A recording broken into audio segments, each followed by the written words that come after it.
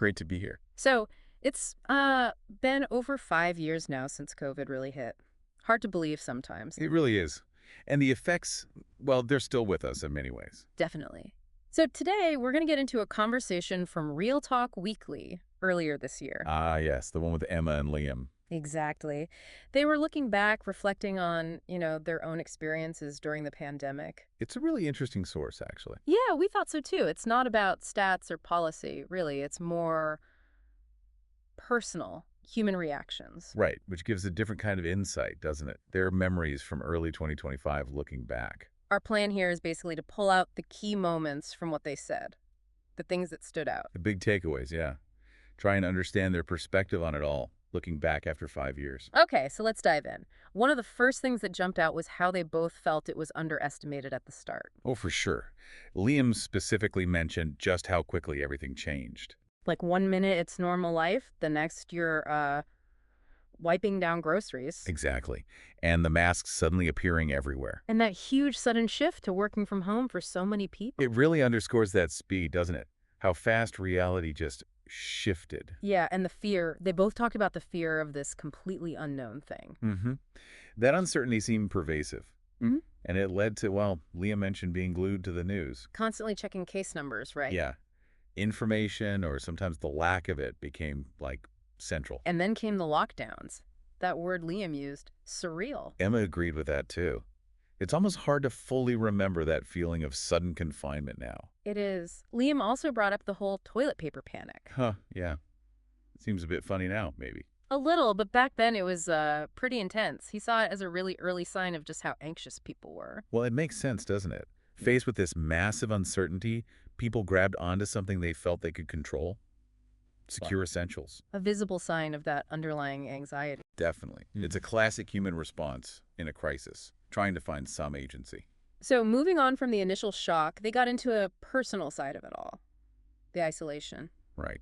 Liam, apparently he thrives on routine, so the whole work from home thing, being stuck inside. That's tough for him. Yeah, he said it really hit his mental well-being. And Emma mentioned that too, didn't she? The stress of just not knowing when it would end. Mm-hmm. That constant uncertainty hanging over everything. It really highlights how much we rely on, connection and routine. Absolutely. Taking those away abruptly had a huge impact.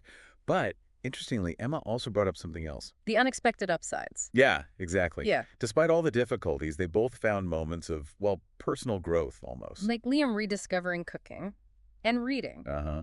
And he even started meditating, he said. And Emma felt the slower pace made people rethink things, reassess priorities. Right. It's like the pause, the stillness, created a kind of space for reflection. Maybe unintentionally. It shows that adaptability again, doesn't it? Finding ways to cope, even finding positives. That human resilience. Yeah. But their conversation also had a real weight to it. They didn't ignore the sadder parts. No, definitely not. They talked very directly about the sheer scale of loss, the deaths. And the incredible pressure on hospitals, on healthcare workers, just immense. Liam remembered hearing about the PPE shortages early on. Right. Imagine the stress that added for frontline staff. It's just unimaginable, really. It's crucial to remember that part, the gravity of it. Absolutely. That strain on the system, the dedication of those workers, it's a core part of the story. And following that, they shifted to talking about information or misinformation. Ah, yeah, the infodemic aspect. This was really interesting. Liam called the internet a wild west back then. That's a good way to put it. Facts and, well, complete nonsense side by side. And they both noticed how fast the wrong information could spread. Leading to disbelief about the virus itself sometimes, or resistance to things like vaccines. Emma made a really good point about social media, how it was both. Both. Yeah, like it connected people, which was vital, but it also fueled a lot of division and fear. That tension is key, isn't it? Connection versus fragmentation.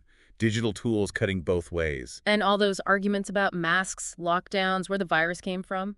It just shows how hard it is to navigate a crisis when you're flooded with conflicting stories. So challenging. But it wasn't all negative online or all fear. They did share some positive stories, too. Yes, the glimmers of hope. That's important. Stories of communities pulling together, neighbors helping neighbors, food drives. And those moments, like the balcony singing in Italy and Spain, little acts of solidarity. They really stood out as reminders of the good in people. So vital that empathy can really flourish even in dark times. And, of course, the vaccines. Right. The speed of that development was just incredible. A huge scientific achievement. Both Emma and Liam mentioned the relief that came with that. Progress. Liam specifically remembered getting his first shot. That feeling. A turning point for many, I think, even with the rollout challenges initially. And they noted how some things have just stuck around, haven't they? Become normal. Like what? Well, mask wearing in certain places, maybe being more conscious of hygiene. Oh, right. And remote work is still much bigger than it was before 2020. Yeah. It shows how we do adapt. We learn. We adjust. That capacity is definitely a takeaway. We change our habits, our norms, when we have to. So near the end, Emma asked Liam what his biggest lesson was. And what did he say? His answer was simple but powerful. Never take normal life for granted. Oh, Thinking about the freedoms we lost temporarily, appreciating the everyday stuff more. that really resonates. And what about Emma's main takeaway? Hers was about connection, how fundamental human connection is, especially when you experience isolation like that. Those are huge lessons, aren't they? So universal. Definitely. It's like the pandemic stripped things back and made us see what's really valuable. Freedom and connection. It makes sense. That perspective is valuable as we, keep moving forward. So to kind of wrap up the key things from Emma and Liam, Okay. there was that initial shock and disbelief, the rapid changes. Mm-hmm. The personal impacts, isolation, mental health, but also some growth. The heavy weight of loss, the strain on healthcare, A whole information mess, the good and bad of online life. but also those moments of hope, community, resilience. Right. And the science, the vaccines. And finally, those big lessons, appreciating the normal, valuing connection. Yeah, that covers the core of their reflections pretty well. It's a really human look back. It really is, and it makes you think, doesn't it? Their conversation kind of prompts you to reflect on your own experience. Absolutely. Mm. How have our views shifted since then? What do we hold on to more tightly now? Maybe what connections feel more important. It's definitely food for thought. A chance to consider the lasting ripples of that time on all of us, individually and together.